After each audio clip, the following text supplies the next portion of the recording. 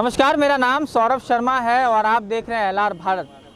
धीरे धीरे जो है राजद अपने उम्मीदवारों की घोषणा करते चली जा रही है। मैं आपको बता देना चाहता हूं कि जो नॉमिनेशन करने का अंतिम तिथि है 8 तारीख है और वोटिंग करने की जो डेट है वो 28 है। इसके बीच में जो कि जहानाबाद के विधायक जो हैं सुदय यादव हमारे साथ में है। आज उनका टिकट कंफर्म हो गया है। सर, फिर से आपको राजद ने एक बार लड़ने का मौका दे दिया है। हम एक बार फिर से आभार प्रकट करते हैं अपने नेता, अभिभावक और पार्टी के राष्ट्रीय अध्यक्ष आदरणीय लालू प्रसाद यादव जी को और बिहार के भावी मुख्यमंत्री तेजस्वी यादव को, राजमाता राबड़ी देवी को, तेज प्रताप यादव जी को और सबसे खास जहानाबाद के कार्यकर्ता, सभी जो महागठबंधन में सभी पार्टी के लोग हैं और जहानाबाद के महान जनता के प्रति हम आभार प्रकट करते हैं। और पूरी तरह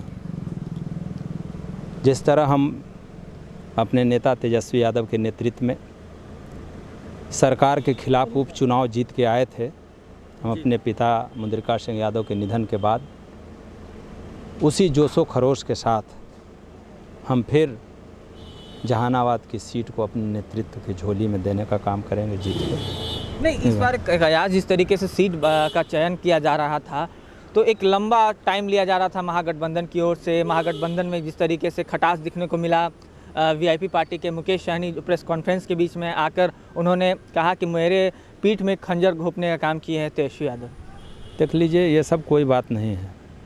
हमारे नेता तेजस्वी यादव जी, राष्ट्रीय अध्यक्ष आदरणीय लालू प्रसाद यादव जी का जो काम करने का जो तरीका था, समाज के अंतिम पायदान के लोगों को जोड़ने का, सभी धर्म के लोगों को, उस पर चल कर के और फिर से एक महागठबंधन का निर्माण किया है।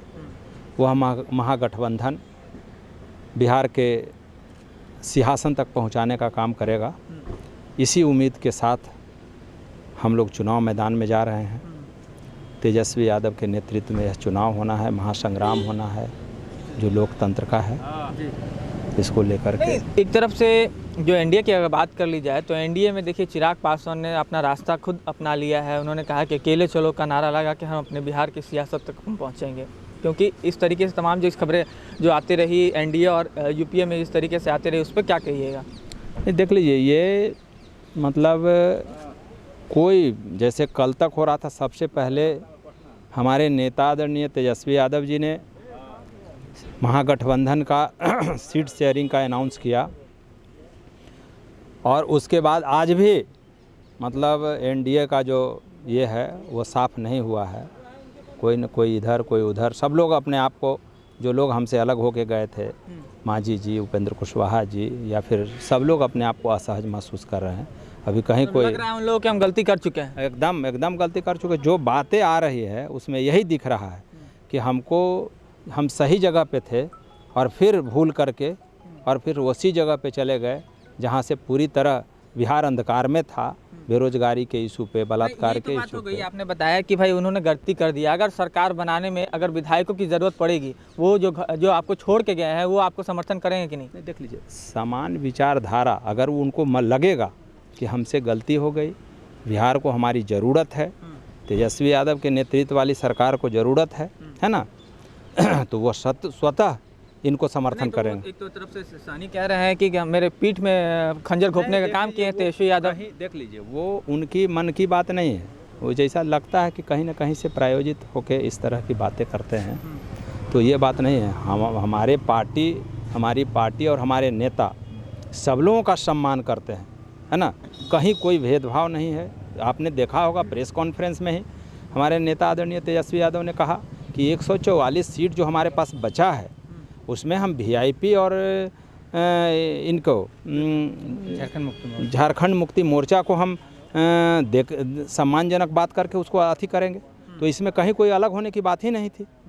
ये तो महागठबंधन में सीट शेयरिंग का प्रॉब्लम क्रिएट होने लगा, कांग्रेस के साथ में जिस तरीके से बातें होने लगी, नेता प्रतिपक्ष तेजस्वी यादव लगातार बैठक करते रहे, मगर इसमें एक सवाल उठना लाजमी है कि जिस तरीके से बिहार की राजनीति में उछल पुछल मचा हुआ है टिकट को लेकर, या कहें एनडीए और यूपीए में, इसके बारे क्या इसका असर कितना पड़ने वाला है? अभी देख लीजिए, ये राष्ट्रीय जनता दल के नेतृत्व में जो महागठबंधन बना है, ये बिल्कुल स्थिर है और मजबूत है।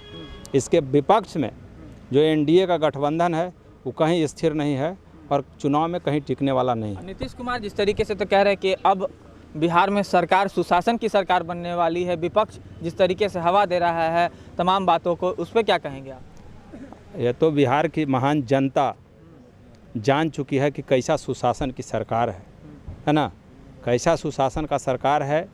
अभी पूरे देश में और विश्व में जो कोरोना महामारी हुआ, कोरोना महामारी को लेकर के हमारे श्रमवीर जो बाहर थे वो अपने आप को किस तरह महसूस कर रहे हैं सुशासन के सरकार में। आप मीडिया के साथी हैं, आप घूमते होंगे तो आपको समझ में आता होगा। और फिर इनके जो विधायक रहे थे, मंत्री रहे थे, वो क्षेत्र में घूम रहे थे, तो उन लोगों को समझ में आ रहा है। आपके सामने अब जो कृष्णनंदन वर्मा है, आप उनका टकराव आपसे होने वाला है। हम देख लीजिए, हम कृष्णनंदन वर्मा जी रहे, नीतीश कुमार जी रहे, वो तो भाई हम चुनाव लड़के आए। हम आपको पहले ही बताए कि हम जब मेरे पिता मुंद्रिका सिंह यादव जी के निधन के बाद जब हम उपचुनाव लड़ रहे थे तो तेजस्वी यादव अकेले उस चुनाव का नेतृत्व कर रहे थे। और सरकार, ये सुशासन बाबू की सरकार जब कहे थे कि 15 में हमारे नाम पर वोट मिला था इनको, तो हम लोग दिखा दिए हैं उपचुनाव में। बिहार में जो उपचुनाव हुआ था उसका हम लोग करारा जवाब दे दिए हैं और फिर बिहार की जनता उसी तरह जवाब देने के लिए तैयार है। अच्छा, एक सवाल हम आपसे पूछना चाहते हैं कि अब जिस तरीके से आप बाई इलेक्शन जीत के आए थे, मुख्यमंत्री का जो 7 निश्चय योजना है उसमें आपको कितनी कठिनाई हो रही थी उस योजना में लोगों को लाभान्वित करने में? एक बात बता देते हैं, ये मुख्यमंत्री जी का जीवन मरण का सवाल है, योजना था। इसको हमने विधानसभा में भी इस सवाल को उठाने का काम किया था कि माननीय मुख्यमंत्री जी, हमारे नेता आदरणीय लालू प्रसाद यादव जब यूपीए 1 में जब केंद्र में साझेदार थे तो बिहार को जो पैसा दिया था, जिससे बिहार के सड़कों का और गाँव का जो सूरत बदला था, आपने अपने जीवन मरण का जो स्कीम चालू किया 7 निश्चय, जिसमें नल जल योजना है, पूरे बिहार के गाँव का सूरत बिगाड़ के रख दिया। जितना भी पीसीसी ईट सोलिंग था उसको उखाड़ दिया और उखाड़ के कहीं भी आदमी अपने आप को सुरक्षित नहीं महसूस करता, बूढ़ा रोज दिन गिरता है, पैर हाथ टूटता है। माने ये स्थिति है, सब लोग असहज में, शुद्ध पानी नहीं मिल रहा है, इतना घटिया किस्म का पाइप का इस्तेमाल किया गया है।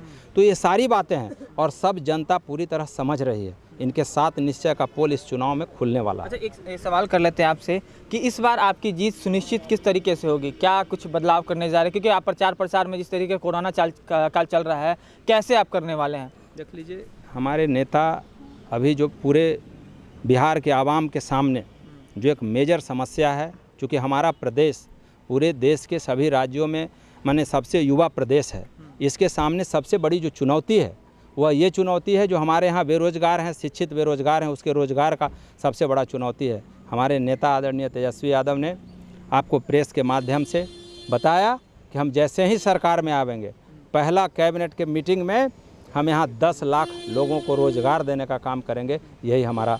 चलिए, ये थे सुदय यादव जो कि इनको जहानाबाद से अब टिकट मिल चुका है। देखिए, उनके समर्थक जो हैं उनका फूल माला पहनाकर उनका अभिनंदन कर रहे हैं। देखिए, अब साफ तौर पर इन्होंने कहा है कि जो नीतीश कुमार की 7 निश्चय योजना थी वो कहीं ना कहीं सवाल उठना लाजमी, और सरकार ने जिस तरीके से नेता प्रतिपक्ष ने सवाल उठाया है और कहा है कि 10 लाख जब हमारी सरकार बनेगी, 10 लाख जो कि रोजगार हम पहले ही कैबिनेट में पास करेंगे। ये जिस तरीके से अब लड़ाई होने वाली है, ये चरण जो है अब धीरे धीरे सीटों का अब फैसला होने चला है कि कौन सा कहां से चुनाव लड़ने वाले हैं, और लगातार उनके समर्थक जो है उनका स्वागत करें। उनके क्षेत्र में जिस तरीके से बातें कही जा रही थी कि टिकटों के लेकर, मगर टिकट की धीरे धीरे राजद जो है समस्याओं को दूर करते चला जा रहा है। पटना से सौरभ शर्मा की रिपोर्ट।